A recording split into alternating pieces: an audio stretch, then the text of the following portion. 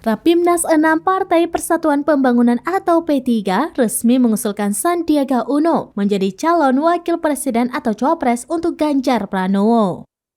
Namun P3 memastikan tidak akan memaksakan kehendak.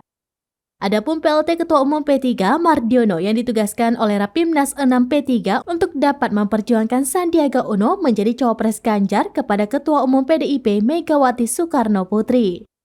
Mardiono menyampaikan pihaknya segera akan berkomunikasi dan bernegosiasi dengan Megawati terkait rekomendasi tersebut.